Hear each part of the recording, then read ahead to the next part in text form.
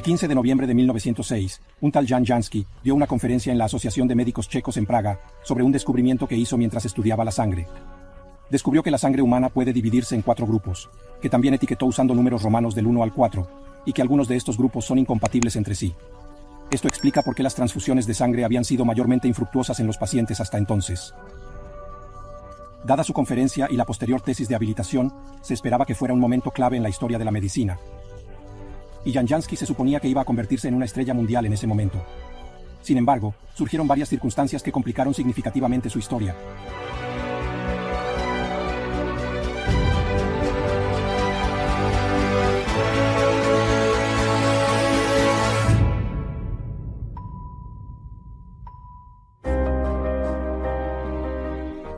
Jan Jansky nació en 1873 en Zmichov, Praga, en el seno de una familia rica de un fabricante local de jabón.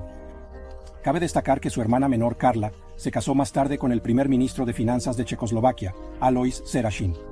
Pero volviendo a Jan, con su educación, gracias a las finanzas familiares, no hubo problema. Jan se graduó de la escuela secundaria y luego estudió medicina en la Universidad Carlos Fernando en Praga. Su padre pagó por una pasantía de un año en Innsbruck. El año 1898 será interesante para nuestra historia, cuando un joven activo y moderno, involucrado en la primera asociación de ciclistas en Zmichov, se compromete con una chica, Hedvika Bechkova, con quien más tarde tendrá 2 hijos. Ese mismo año, también termina sus estudios y debe elegir una especialización médica.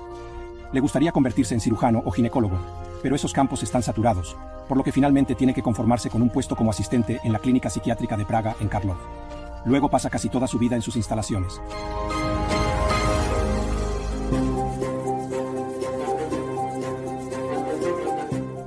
La psiquiatría está en su infancia a finales del siglo XIX y principios del siglo XX. Muchos ni siquiera la consideran una ciencia seria aún, y la financiación del instituto refleja esto. Sin embargo, el jefe de la clínica, el profesor Kufner, quiere cambiar eso y le da a Jan Jansky carta blanca. Comienza a tratar a los enfermos mentales con actividades comunes como la pintura, pero también construye gradualmente una biblioteca científica y un laboratorio en la clínica con su propio dinero, que instala directamente en su dormitorio. Esto se debe a que el estricto profesor Kufner le ha ordenado quedarse a pasar la noche en la clínica. Solo se le permite regresar con su familia entre las 6 y las 9 de la noche. Este evento se convierte en un momento clave en la carrera de Jan Jansky. Una de las pacientes con tendencias suicidas se corta la muñeca con fragmentos de una ventana rota. Coincidentemente, su esposo viene a visitarla esa noche. Jan Jansky está de guardia y ve que la única manera de salvar a la mujer que está sangrando mucho es a través de una rápida transfusión de sangre, que en ese momento, por razones aún desconocidas, es un procedimiento increíblemente arriesgado, del que el paciente a menudo no sobrevive. Después de las primeras transfusiones de sangre en el siglo XVII, se abandonaron debido a resultados completamente impredecibles, y en muchos hospitales incluso fueron estrictamente prohibidas. Pero es mejor tener algo de esperanza que no tener ninguna. El esposo, ingenioso y notablemente tranquilo, ofrece su sangre, y la mujer sobrevive milagrosamente. Cuando Jan Jansky más tarde relata este incidente a su amigo, también médico, comparte una experiencia completamente opuesta. Él mismo intentó salvar a un niño pequeño gravemente herido, utilizando sangre donada por la madre del niño. Ella estaba comprensiblemente estresada, y en estado de shock en el momento de la recolección. Desafortunadamente el niño no sobrevivió. Esta hipótesis se le ocurre a Jan Jansky. ¿Cambia la composición de la sangre según el estado mental de una persona? ¿Podrían leerse las enfermedades mentales o las predisposiciones a ellas en la sangre, por ejemplo? Y así comienza su investigación de por vida. Gradualmente toma muestras de sangre de todos los pacientes en la Clínica Psiquiátrica de Praga y registra sus diagnósticos. También extrae sangre de los empleados y visitantes de la clínica, que son personas mentalmente sanas. En total, recolectó 360 muestras, que dejó reaccionar. En esencia, estaba simulando una transfusión a pequeña escala, y luego sacando algunas conclusiones de ello. El resultado de varios años de arduo trabajo es devastador. No hay relación entre la psique y la composición de la sangre. La hipótesis era incorrecta. Pero lo que está absolutamente claro a partir de los resultados es que la sangre puede dividirse en 4 grupos diferentes, según las propiedades de las células sanguíneas y sus reacciones mutuas. Él nombró a los grupos con números romanos del 1 al 4, siendo el cuarto extremadamente raro, y encontrado solo en un pequeño porcentaje de muestras.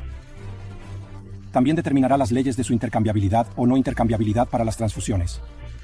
y el 15 de noviembre de 1906, presentará este descubrimiento revolucionario a la Asociación de Médicos Checos, que reúne a médicos de todos los campos de la medicina. El primer grupo, de hecho, consiste en personas cuya sangre no es coagulada por ningún suero. Por otro lado, el cuarto grupo incluye a aquellos cuya sangre se coagula con todos los sueros excepto con su propio suero. La sangre de un miembro del segundo grupo se coagula con el suero de los grupos primero y tercero. La sangre del tercer grupo se coagula con el suero de los grupos primero y segundo. Como por ejemplo, eso es todo. Después de la conferencia, hay una sensación de inquietud. Jan Jansky genera desconfianza ya que es psiquiatra y no hematólogo o cirujano, y la audiencia siente que su explicación es demasiado simplista. El Pleno está dispuesto a reconocer un grupo, mientras que los tres restantes se consideran solo anomalías o algún tipo de enfermedades de la sangre. No obstante, Jan Jansky publicará sus hallazgos el próximo año en una revista profesional bajo el título Estudio hematológico en psicóticos. El artículo también incluye un resumen en francés. A pesar de esto, no ocurre nada en absoluto. Jan Jansky no tiene manera de verificar su teoría en la práctica, porque generalmente no hay razón para transfusiones de sangre en la clínica psiquiátrica de Praga, y él mismo está abrumado con su propio trabajo. Entre otras cosas, será uno de los primeros en estudiar el líquido cefalorraquídeo, y eventualmente se convertirá en profesor en el campo de la psiquiatría. Y así, el descubrimiento de los grupos sanguíneos, fuera de su propio campo de ciencia, pronto será eclipsado por otros intereses y deberes.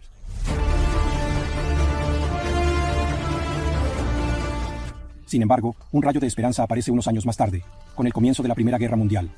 Jan Jansky se ofreció como voluntario para ser enlistado en el frente médico, y solicitó a los comandantes que le permitieran probar transfusiones en los heridos, según sus propios principios. Su solicitud fue denegada, así que realiza la transfusión en secreto, pero un soldado herido muere. Resulta que probablemente fue debido a una confusión de muestras de sangre. Jansky toma esto como la señal final de que debe abandonar su descubrimiento en 1916. También sufre un ataque al corazón en combate. Sufre de angina de pecho, vasos sanguíneos estrechos y oxigenación insuficiente. Después, luchará con su salud en una villa en Chernobyl, construida por el padre de su esposa. Aquí también, en septiembre de 1921, a los 48 años, murió de insuficiencia cardíaca.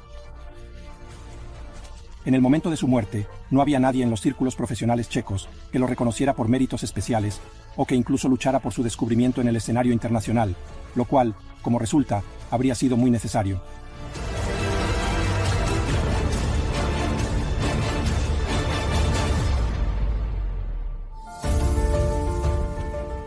Ahora nuestra historia se complica. Al descubrirlo, Jan Jansky no sabía que en 1900, 6 años antes que él, el hematólogo vienés Karl Landsteiner había identificado 3 grupos sanguíneos de muestras de 21 de sus colegas, y los nombró A, B y C. Posteriormente cambió el nombre del último grupo a 0. 2 años después, sus colegas de Castello y Sturley descubrieron que algunos casos raros no encajaban en estos 3 grupos, y que debía haber un cuarto grupo, al que más tarde llamaron A, B. En 1910, 4 años después de Jan Jansky, el estadounidense William Moss reexaminó todo el asunto, y al igual que Jan Jansky, reconoció 4 grupos sanguíneos que también nombró con números romanos, pero en el orden opuesto al del científico checo. Finalmente, el artículo de Jansky llega a Mosov, traducido al francés, y reconoce que el checo fue el primero en describir correctamente los 4 grupos sanguíneos básicos en una muestra masiva de 3.000 personas. Comienza a mencionar el nombre de Jan Jansky en revistas científicas internacionales. Sin embargo, en las tierras checas, no tienen idea de esto. Nadie recuerda el nombre de Jansky, y si lo hacen, asumen que es algún extranjero. En 1923, se publicó un resumen de la historia de la transfusión por el profesor checo Jiří Dibiš, quien escribe que los descubridores de los grupos sanguíneos son 3 estadounidenses, Landsteiner, Jansky y Moss.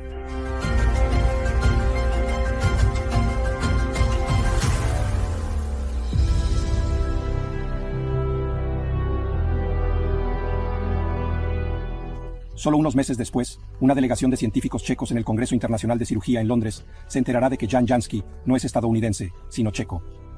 Al regresar a casa, verifica todo y descubre que el héroe checo desconocido es real y que su trabajo innovador realmente existe. Desafortunadamente, su autor ha estado muerto durante 2 años.